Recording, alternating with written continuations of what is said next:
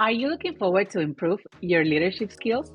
If that resonates with you, stay around because today I'm going to be sharing the top ebooks and audiobooks that I've been listening and reading in my Kindle to improve and enhance your leadership style. Without further say, if that resonates with you, keep watching.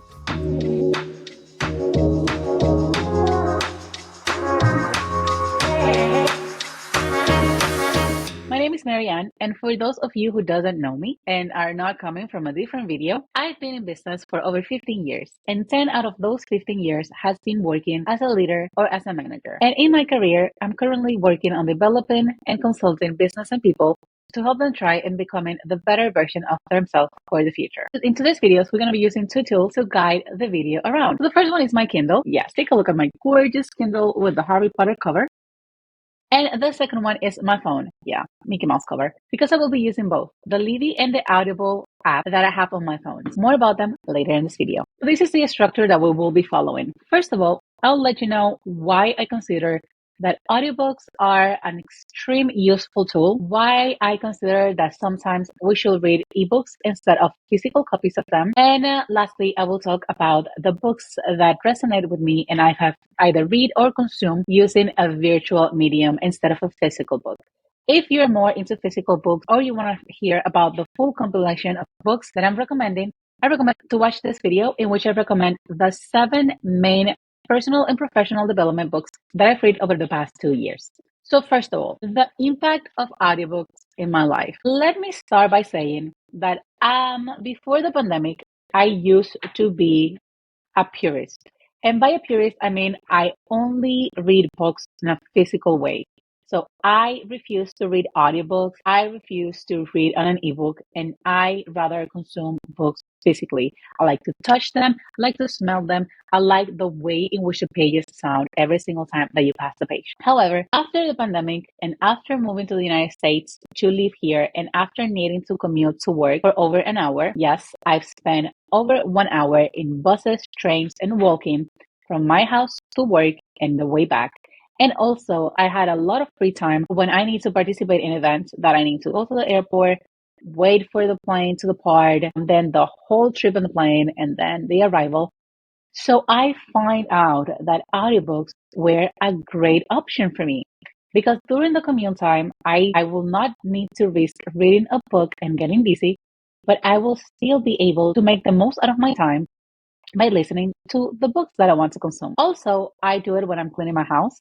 And something that I've learned about myself is that when there are books that has a more scholar structure, so they are more leaning toward the professional aspect of business and not the personal aspect of business, I rather consume them by listening to them, especially if they are narrated by the author of the book, which in some cases happen to be CEOs of business that have thrived and have made their company great in business.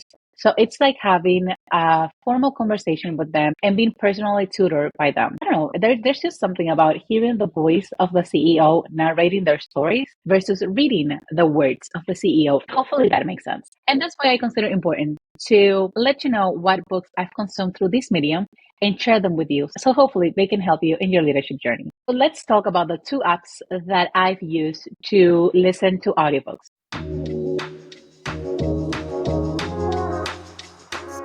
The first one is Libby. And Libby is an app that requires access to your library ID or your library card because it is connected to the public library system. And how does it work? You access to the Libby app, you search for the book that you want to read or listen to, you choose the format in which you want to consume the book, whether it is an ebook, and then you need to wait until that book becomes available on your library. So there are a couple of reasons why a book may not be available, whether the library doesn't have it, so they need to get it, whether the book hasn't been published yet, so you need to wait until it's published, or because the library had a limited amount of copies of the audiobook version of it and the ebook version of it, and other people are using it at the current moment, so you need to wait until those people return their version of the book so you can use it or you can have access to it. That's one of the downfall of Libby. It's the fact that usually you cannot get the book right away. I haven't been able to get a book right away yet. However, one of the benefits of it is that it is free. So it's as simple as to go to the library. And this And this app thrived during the pandemic because people were not able to go to the public library, so they were able to access books on a different way. That's when I discovered Libby, and that's when I started falling in love with ebooks.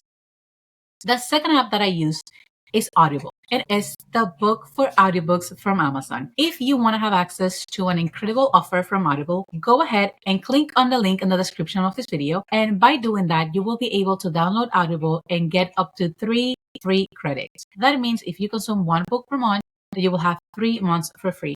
So you can use it to either get and test these books that I'm going to be recommending today, or any other books that you want to listen to. Additionally to books, through Audiobook, you also can listen to podcasts, and you can also have access to exclusive content from Amazon that are specifically written or that have been specifically produced on Audiobook version. So that's it. Go ahead and click the link if you're interested in that offer. By the way, none of those apps is sponsoring this video. The downfall of Audiobook is that it is a paid app, so you are actually buying the audiobook that you're willing to listen to, meaning that you will have them there forever. You can go ahead and re-listen it every single time that you want, and you will have access to the audiobook immediately, in opposition to Libby, in which you will need to wait, and then after a certain period of time, you will need to return that book or that audiobook to the library. With that said, let's move forward to the books that I'm going to be sharing with you today. So let's start by the books on my phone. Let me go ahead and open the Audible app. This is how it looks like. And the first book that I want to share with you, it's called When Bread Becomes Air by Paul Kalanithi and Abraham Birch. This book is a memoir, and it goes over the story of this neurosurgeon that developed cancer and eventually dies because of cancer. The reason why I want to recommend this book here is because it showcases a profession from the perspective of the professional, which in this case is the doctor, then the perception of the business, which in this case is the hospital and the medical school, and then it also shows the perception of the customer, the client, or the consumer, which in this case is the patient. So this doctor goes through the journey of every single one of those stages, from being a medical student to go through his education to becoming a neurosurgeon and then developing cancer and becoming a patient. And it's a quite interesting story. It helps you to understand the relationship between patient and doctor, and the correlevance between consumer and business and employee for a business. So if you're willing to know how your employees are perceiving a business, your company, and how your consumers are perceiving your company, even though it's from the medical perspective, I highly recommend you to go ahead and read this book. Let's go to the second book that I'm going to recommend today. This book is The First 90 Days. I get it through Audible, and it's the update and expanded version. It is by Michael Wilkins. I recommend this book to any person that is either starting on a new company or starting in a new role. It doesn't matter if it's within the same company or another company, because this book helps you to lay out the first 90 days of your taking ownership of that particular role. And it gives you kind of the guidelines of what are the things that you should be focusing on your first 90 days and how to make sure success by the end of that time frame. So it's basically your onboarding period at a company. I know that for most of you, it will make sense if you're moving from one company to another. However, this book was recommended to me by someone when I was transitioning from one role to another in a company that I work for. And the reason why that person recommended it to me, at the beginning I didn't understand, but the more I read the book, the more I understand. The reason for that is because the play game and the play field, even if it's within the same company, change radically when you're transitioning from one role to another. And how you experience business culture, it's different. And how your peers perceive you, it's also different. Let's say, for example, that you belong to an entry-level team of salespeople, and all of you are used to the company culture of criticism.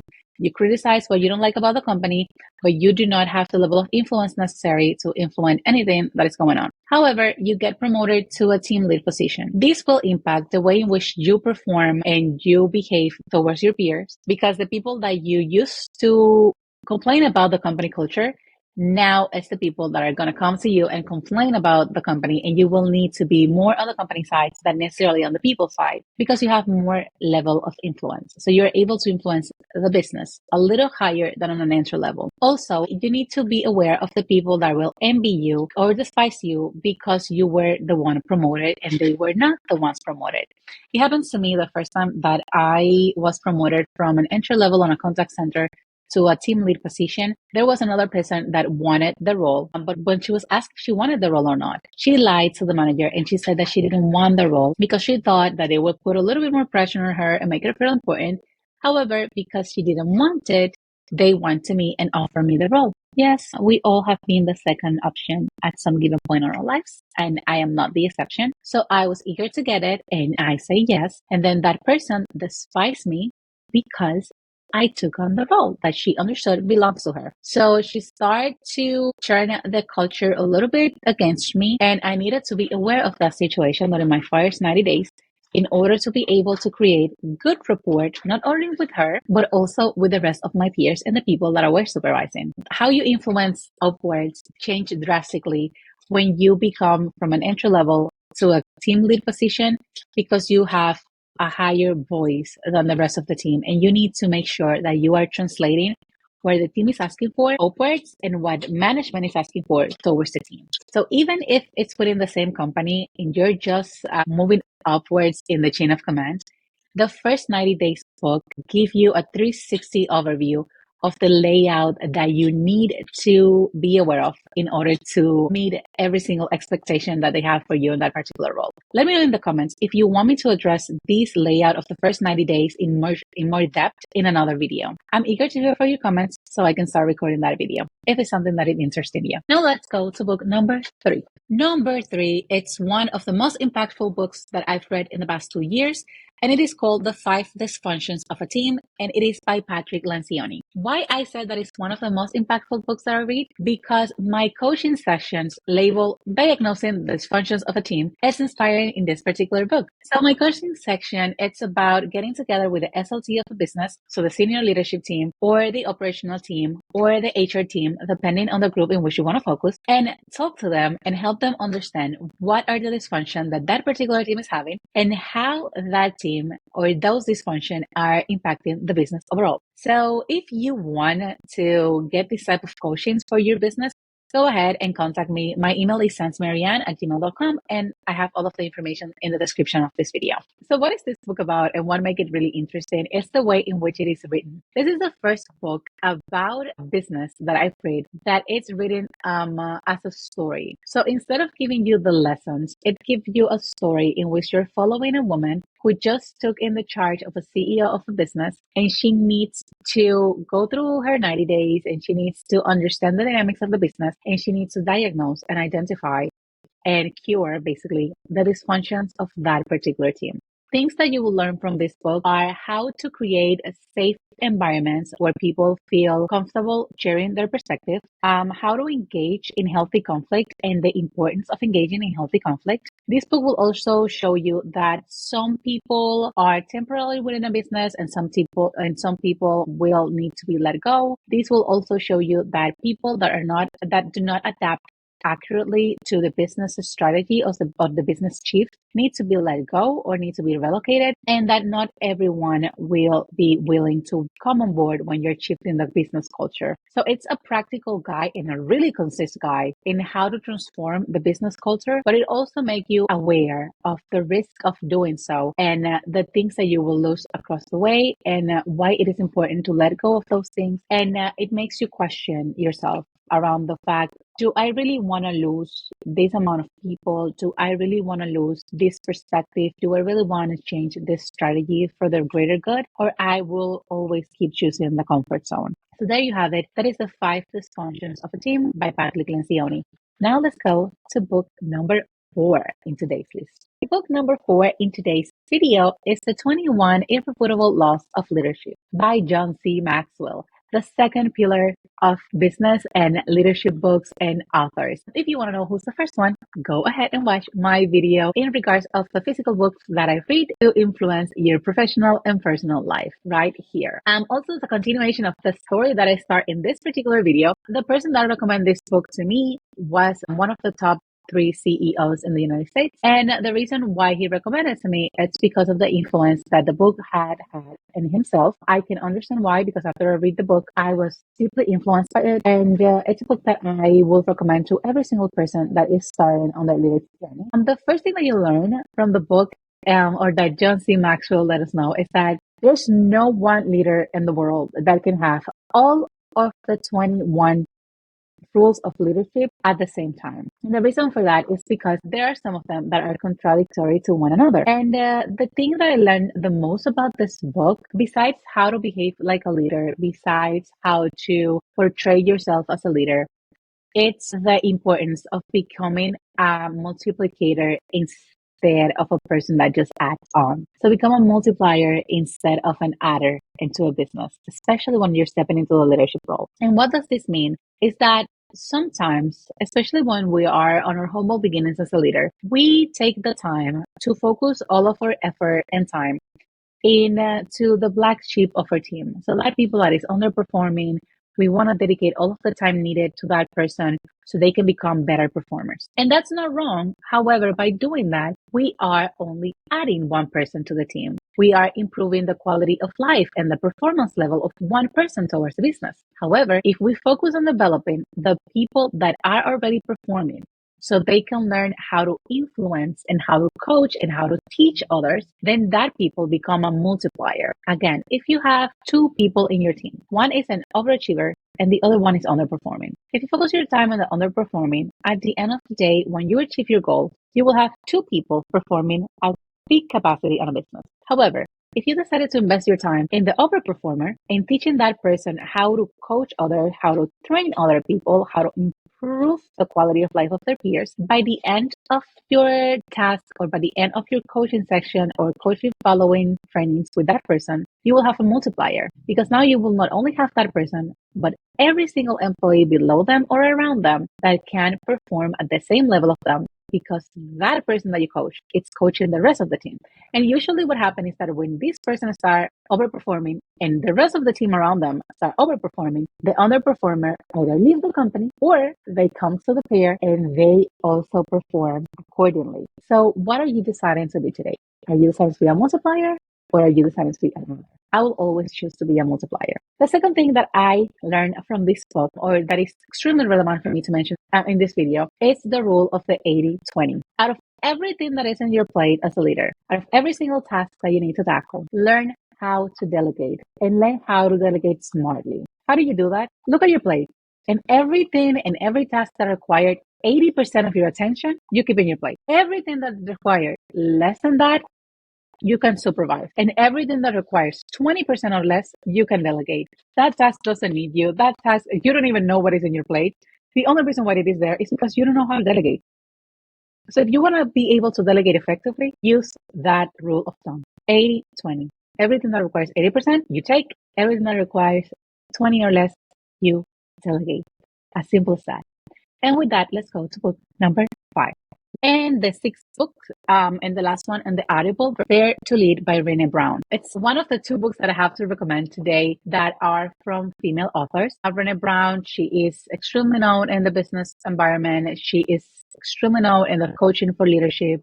You can go ahead and follow her on Instagram as well. And this book is about losing the fear to lead other people. It's about losing the fear of delegating. It's about learning how to accurately communicate with your team, how to accurately communicate your ideas, how to make sure that your team understand your ideas and that they are acting upon the same goal. What happens most of the time in business is that the leader thinks that the team understand the idea and they let them perform. But when the results are coming, the team is moving towards east where the leader asked to go west. Something was missing in communication and there was not continuation of the communication or report in regards of what's going on, which makes the team fail and waste time and damage the morale. Also, Dare to Lead teach you how to stop micromanaging people It teaches you how to believe in your team and it reminds you that if you hire people for a specific roles, it's because they have the quality to perform that job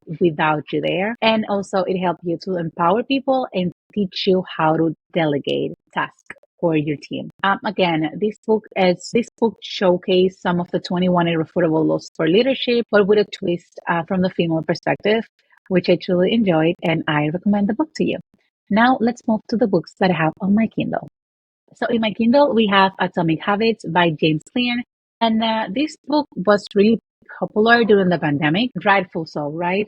This book is about the power of creating micro habits on our daily activities on daily basis that in the end compound into bigger results for ourselves. A micro habit, for example, is to avoid using snooze on our phones in the morning. So if we say that we're going to wake up at 5 a.m., let's make sure that as soon as the alarm rings, we stop the alarm and we do not hit snooze. And immediately we wake up or we stand up from the bed. Another atomic habit is that if we said that the first thing that we will do in the morning is to go running, let's leave the shoes and our running clothes right by our bed. So we are helping our future self so in the morning when we wake up, we already have the shoes and the running clothes right there.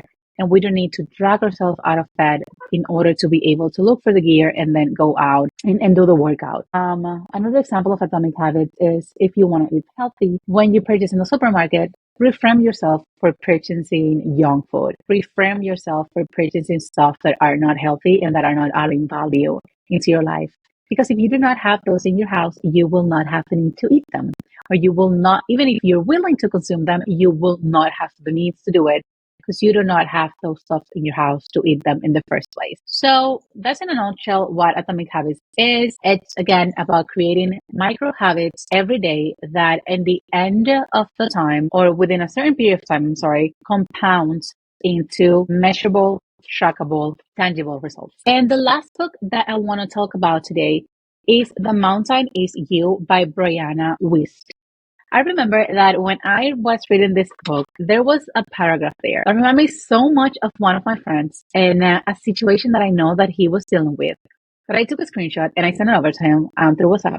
And I just purposely removed every other content because I want him to focus specifically on this paragraph. And the thing that he did as soon as he read it was, can I read the rest? And I kept sending him screenshot and he keep asking for more. And I was like, you know what? I cannot keep doing this because I feel like I'm cheating the system. I should not be sending you pictures of the book. And what I did is that I purchased the physical copy of the book and I gave it to him as a gift the next time that I saw him, which was in one of my travels to the Dominican Republic. And I hope that he read the book and I hope that it helps him in his life. I do think so because I start seeing a change in his performance as a human being and also as a professional. Yes, you can see a repetitive pattern here. Whether if you watch the first video in this miniseries or if you're watching this, I have the tendency to show love through giving books. If you're someone that I appreciate, if you're someone that I'm willing to invest my time and my effort in your personal development, rest assured that you must have one of the books that I give you in your bookshelf. And yes, probably you guys are all special to me because I'm recommending a whole bunch of books that you should be reading. So going back to The Mountain Is Yourself and what is the book about? As the title said, this is the great thing about personal and professional books. If you have seen the pattern, the books are about the title. What is in the title is what you will get out of the book. So this book show you or teach you how usually we are the own mountain in our way. We are the own challenge that we need to climb, that we need to overcome in order to find the better version of ourselves or the next best version of ourselves. So we need to learn how to get out of our brains, how to overcome all of the destructive beliefs that we have, the unhealthy beliefs that we have, the own limitations that lives in our brains in order to be able to become the person that we want to be. The only obstacle between who you are today and who you want to be tomorrow is you. It's what's in your brain. It's how you talk to yourself every single day, as the mountain is you said. It's every single little habit that you are avoiding to perform as the Atomic Habit book says. And I heard a phrase lately that just came to my mind, and it is, whatever you are not changing, you are choosing. Let that sink in for a moment. Whatever it is that is happening in your life that you don't like, that you are not changing, you are choosing. If you do not like to be unhealthy, but you're not doing anything to change that unhealthy lifestyle, you are choosing the unhealthy lifestyle and you are neglecting a healthier lifestyle. If you know that in order to grow in your career, you need to have certain certifications and you are neglecting to change the fact that you do not have that certification means that you are choosing being neglecting your career. So whatever you are not changing today, you're choosing. If you want to continue the conversation in regards of the books that I recommend you to go ahead and watch this video, which includes the 7 recommendation of physical books that made the cut for me to recommend them to you for both professional and personal growth. And if you're coming from that video, then go ahead and watch the 5 levels of leadership so you can learn how these particular books have influenced the way in which I perceive leadership and how John C. Maxwell has influenced my life to perceive how the different stages of leadership are. Whichever you choose, I hope that we continue the conversation there and see you right in one of these videos. Bye.